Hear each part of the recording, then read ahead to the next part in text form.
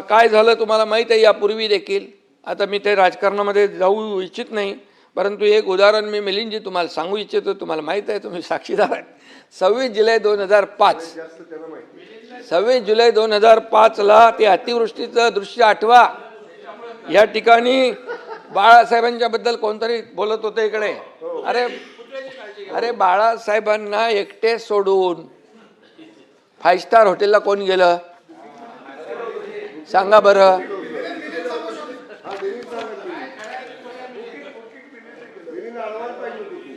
सभापती महोदय, म्हणजे काय आता जे लोक बोलतात त्यांना जुनं थोडं आठवून आपल्याला माहिती करून दिली पाहिजे, विसरतात. आणि म्हणून वारे ताज ते कुठे होतं ते माहिती आहे आपल्याला. आणि म्हणून मी आपल्याला एवढंच सांगतो की आम्ही सत्तेत असो नसो जनतेच्या सेवेमध्ये सदैव असतो. मग तुमचं कोल्हापूरचा पूर असू द्या, महालक्ष्मी एक्सप्रेस, दादा इकडे बसलेले आहेत, महालक्ष्मी एक्सप्रेस, सातारा सांगली महाड चिपळूण, या सगळ्या पुरामध्ये आपण पाहिलेलं आहे. सरकार म्हणून असेल किंवा आपली जबाबदारी म्हणून असेल, आम्ही कुठेही मागचा पुढचा कधी विचार केला नाही. इर्शाळगडची घटना आपल्याला माहीत आहे. तेव्हा मी मुख्यमंत्री होतो, मला वाटतं अधिवेशन चालू होतं त्यावेळेस. अधिवेशन सोडून आम्ही गेलो, हे माझ्यावर मंत्री लोक होते. मला म्हणाले इर्शाळगडवर काय जाता येणार नाही, म्हणजे फार धोकादायक आहे. पण मी त्यांना सांगितलं मी जात नाही आहे, तुम्ही आता जा, मी पण जातो आहे.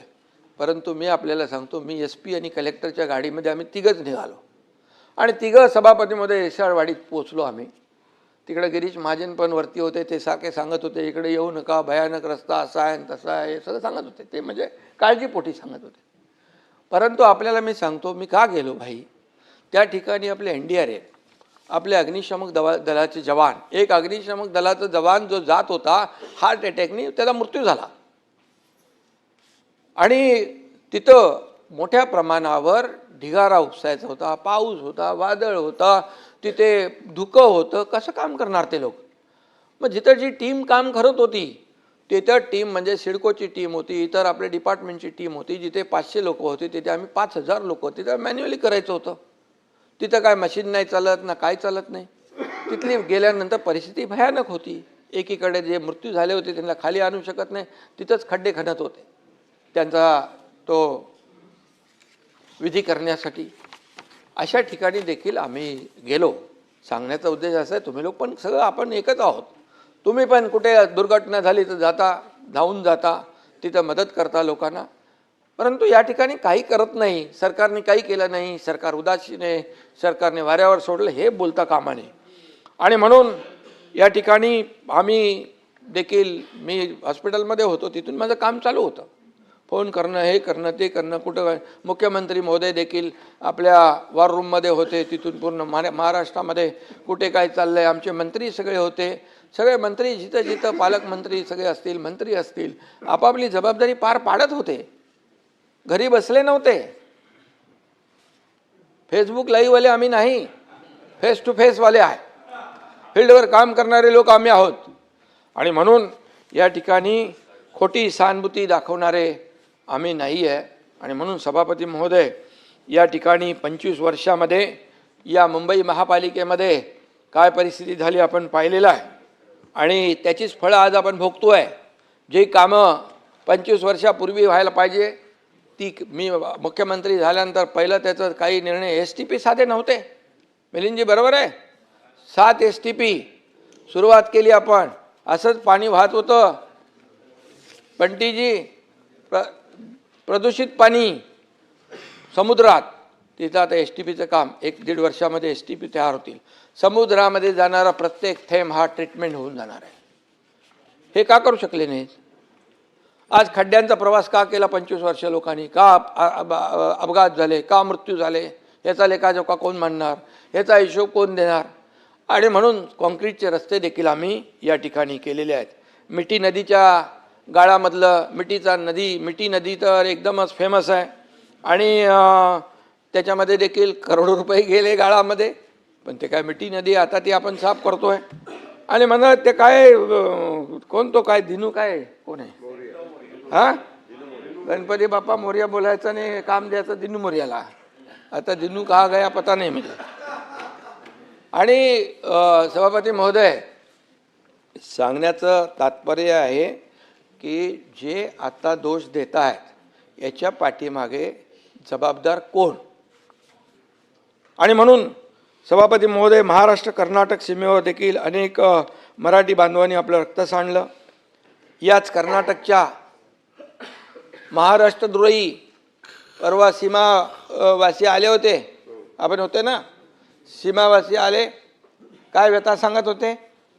झोडपतात, बोर्ड लावून देत नाही, मराठी कागदपत्र देत नाहीत, कोणाला येऊन देत नाहीत. काय चाललंय? अरे मंत्र्याला पण येऊन देत नाही. हे काय पाकिस्तान आहे? हा देशाचा एक भूभाग आहे. आणि अशा प्रकारचं त्या ठिकाणी हे करतात. तर त्या महाराष्ट्रद्रोही मुख्यमंत्र्यांना बोलवून त्याला शाल आणि बुके देण्याचं पाप कुणी केलं, त्याचे फोटो आलेत. आणि म्हणून हे जे काय आहे, यांची बाळासाहेब असते तर असं केलं असतं का? का सुनील शिंदेजी, बाळासाहेब असते तर असं केलं नसतं. आणि म्हणून नाही कसं. आणि म्हणून परवा सीमा प्रश्नी बैठक झाली. त्या ठिकाणी तुम्ही वैयक्तिक कोणी आपल्याला घेऊ नका आपल्यावर. अरे समोर तुम्ही आहात तर तुमच्याशी बोलणार ना. इथे काय विरोधी, काय शत्रू थोडे आपण. त्यामुळे सभागृहामध्ये आपण लोकांच्या सेवेसाठी आलेलो आहोत, जनतेच्या सेवेसाठी आलो. या ठिकाणी सीमा प्रश्नाच्या बैठकीनंतर पवारसाहेब खाली जाता जाता तिकडे आले. त्यांना कोणाशी त्यांच्या लोकांशी बोलायचं होतं. माझ्या दालनामध्ये आले आणि मी वरती कॅबिनेटला होतो. मला माहीत पडलं तिकडे पवारसाहेब आलेत. आता ज्येष्ठ नेते पवारसाहेब आता आपले तिकडे बसले दालनात. मी ताबडतोब गेलो. त्यांना आपली संस्कृती आहे, शाल श्रीफळ दिलं. अरे काय किती मिरच्या, किती पोटदुखी, किती मळमळ, किती जळजळ, काय? अरे काय मी जल्लोषील चालणार नाही, जमाल गोटा पाहिजे. आरोग्यमंत्री हे बघ तुझं आता काय एवढं, आता इतक्या वर्ष 4 वर्ष झालेत, ते काहीतरी द्या त्यांना इलाज. 50 वेळा सभापती महोदय मुख्यमंत्री देवेंद्रजींकडून जाऊन त्यांना बुके देऊन लोटांगण घालून सगळं भेटतात. आम्ही कधी देवेंद्रजींनाही विचारलं नाही आणि देवेंद्रजींनी देखील मला विचारलं नाही. आमच्या दोघांना एकमेकावर विश्वास आहे.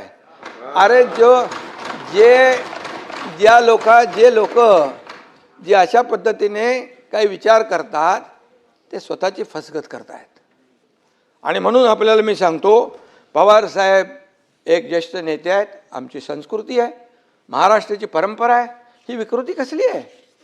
काय घाणेरडं ही आपली संस्कार परंपरा आहे.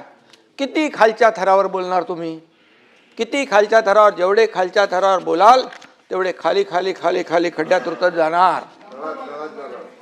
आणि म्हणून आपलाच खड्डा होत आहे. आणि म्हणून मी आपल्याला एवढं सांगतो, देवेंद्रजी आणि आम्ही आमच्यामध्ये किती काही तुम्ही काय प्रयत्न काड्या घालायचा प्रयत्न केला तरी काय होणार नाही. अरे आमचा अजेंडा काय आहे?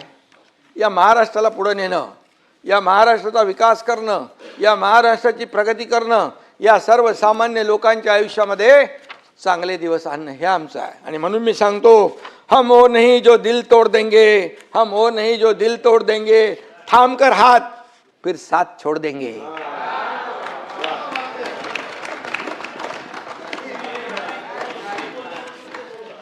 पानी की तरह ये दोस्ती हमारी, पानी की तरह दोस्ती हमारी, कोई कितना भी चाहे हम जुदा नहीं होंगे.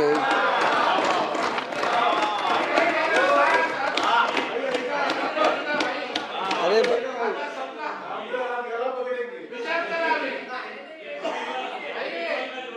काही लोक आहेत ना, मनामध्ये त्यांच्या उकळ्या फुटतात. अरे ह्यांच्यामध्ये काहीतरी काय चालू नाही. आम्ही रोज एकमेकांशी बोलतो, एकमेकांशी संपर्क असतो आमचा. कुठे काय झालंय, कुठे काय करायचं आहे, हे सगळं आहे. आमचा अजेंडा स्वार्थ नाही, आमचा अजेंडा परमार्थ आहे. लोकांना मदत करणं आमचा अजेंडा आहे. आणि म्हणून कालपर्यंत सभापती महोदय राम भक्तांना हरामखोर म्हणणारे आज रामरक्षा म्हणू लागलेत.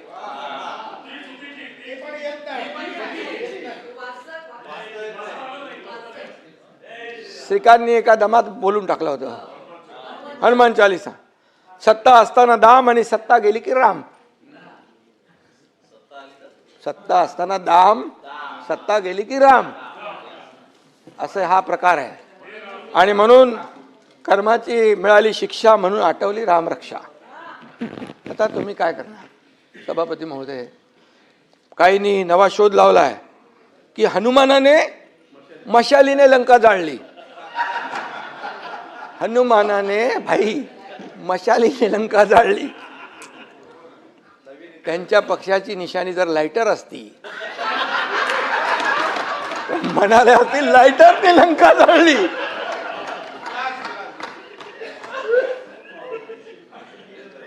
अरे तुम्ही महाविकास आघाडीचे पाटील साहेब सांगा तरी. आता रामानंद सागरला परत ते रामायण सांगायला लावू का? अरे याच्यामध्ये अंबादास एकदम त्याला पूर्ण इतिहास माहित आहे. आणि म्हणून काय बोलतील याचा नेम नाही. आणि मी नेहमी सांगतो जो राम का नहीं वो किसी काम का नहीं. आता त्यांना कळलंय आणि म्हणून ही उपरती सुचलेली आहे. आणि म्हणून हनुमान चालीसा म्हणणाऱ्या आमदार खासदारांना जेलमध्ये कोणी टाकलं? आणि म्हणून मी सांगतो आपल्याला देखील नावं घेत नाही मी, तुम्हाला उगाच नोटीस बिटीस यायला नको. हा संध्याकाळी विचारणं होईल कसं जाऊ घेतलं तुमचं. नहीं म्हणजे ऐसे लोगों से रखना दूरी जिनके मुंह में राम और बगल में छुरी. इसलिए मैं बता रहा हूं. सही है, सही है. अयोध्येमध्ये राम मंदिरामध्ये जे झालं